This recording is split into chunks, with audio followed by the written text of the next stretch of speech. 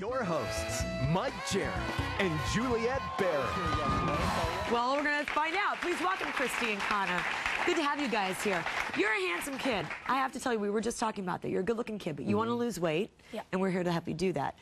Christy, let's start with you. What's your goal in being here today? My goal is for Connor to learn, and me to learn something different that we're doing wrong for his health, for him to be healthy, to lose some weight. Because something that I'm doing isn't right, of course, and that's the main focus. Well, that's right a now. great first step, don't you think? That you realize you're doing something wrong. Yeah. So let's get some help. Well, you know, it's like I've known for a while, but I mean, nothing's been happening. You've struggled with your weight how long? Since I gave birth to them, both of them, what, 12 years? I put on about 120 pounds. But your other children are overweight too? Yeah, they're overweight too. Yeah. Connor, why do you think you're overweight? Well, it's just the fact that, like, when my mom makes dinner, I go off and I get what I want, and then I go into my room and I just eat. It's not the fact that I eat bad food, but I overeat. What's in your room?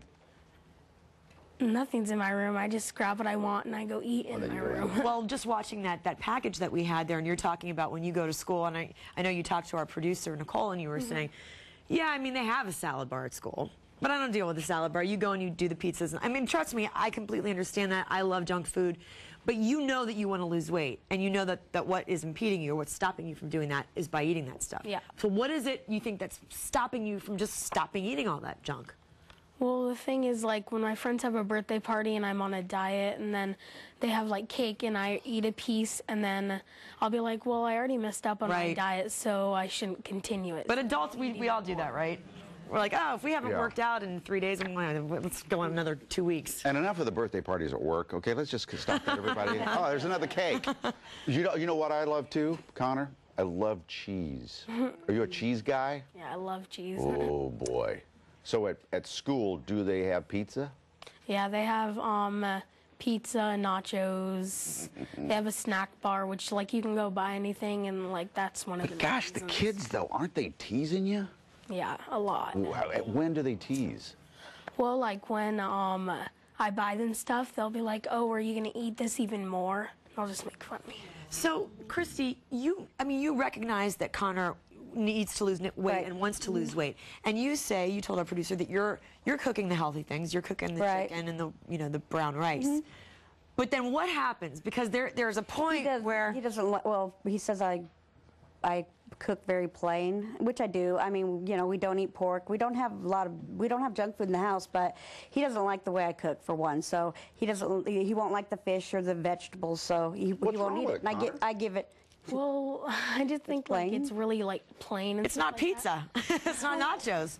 Yeah, if healthy food had more taste, I'd be eating it like all the time. If it had more taste, well, maybe you can make healthy food taste better. Let's bring in pediatrician Dr. Joanna Dolgoff and psychiatrist Dr. Keith Abloh.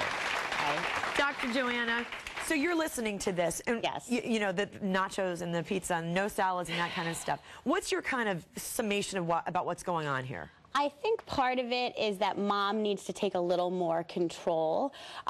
It struck me that he says he's taking the food and going to his room. So now he's eating when nobody's watching him, nobody's monitoring him. I think that's mistake number one. But if he gets mad and he starts throwing a fit and he gets angry, she doesn't want to deal with that. She doesn't want to. But you know what? Unfortunately, that's part of Keith's territory. But that's part of being a parent, is dealing with issues that are unpleasant.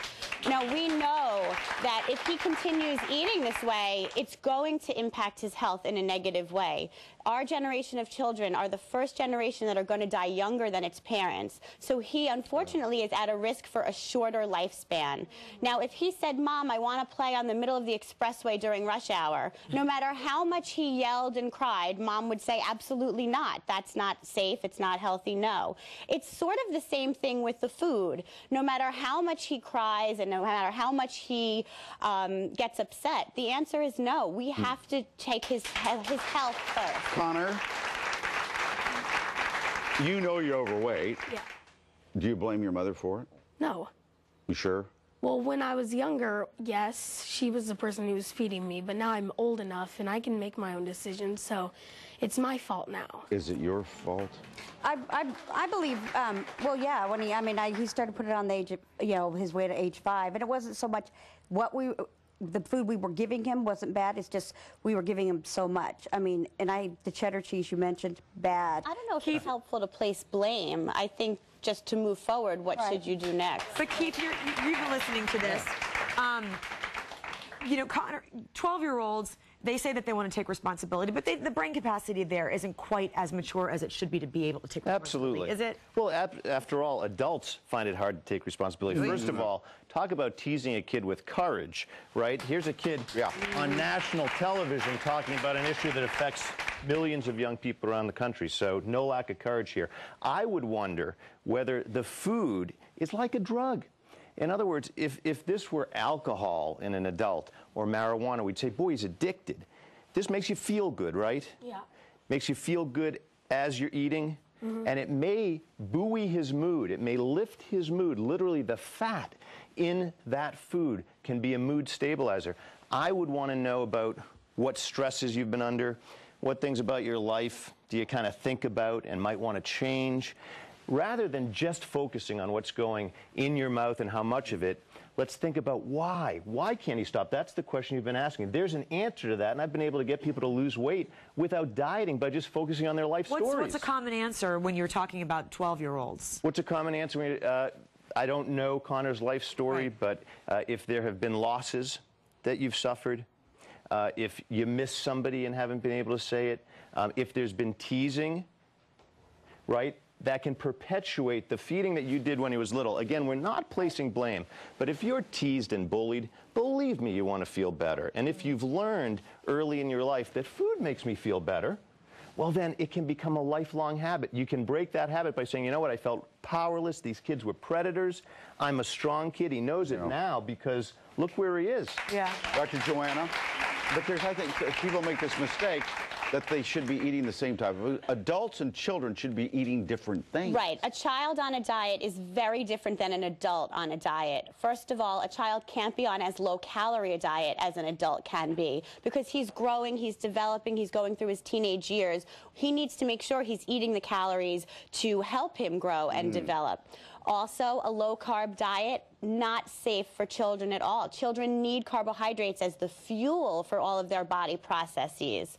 And so you really want to make sure that you don't make the mistake of putting a child on the same diet as an adult. You work with an organization called Camp Shane. Quickly explain, what is Camp Shane? Camp Shane is a weight loss camp. It's the longest running weight loss camp in the country, and I am the official doctor for Camp Shane. Well, Connor, I know that you guys had you were planning on going to Camp Shane this summer, but you can't afford, there's different programs. You can't afford the extended program. I mean, nobody can afford anything these days. So the wonderful folks at Camp Shane were nice enough. They're going to upgrade you to the 9-week program. And it's a great place because they really, I mean, there's other kids there dealing with the same thing. You deal with the psychological aspects, the nutritional aspects. It's an awesome place. Oh, and get this. And Juniper Swim and Fitness is giving you a teen fitness training session, and we'll get you started on a safe and effective fitness program. Oh. How about that? And hold on a second, though. That's not all. Dr. Dolgoff will personally put you on a program, so you're going to have the doctor working with you as well, okay? And this is, you can get this done. You can have him lose weight. Absolutely. I have an online weight loss program that we're going to enroll Connor in with a red light, green light food system. So it's a very simple plan for children. He'll be able to lose weight effectively. 96% of kids on the program lose weight. He's going to do great. Is that cool? Good luck, Connor. And everybody at his school, leave the kid alone, okay? He's very braver cute. than you are. He's a good-looking kid. Thanks, Christy. Hang in there. Very much. Hang in there, Excuse Mom. me. Thank you. Alrighty, for more on childhood obesity, go to mnjshow.com. Thank you guys for joining us. Thank you.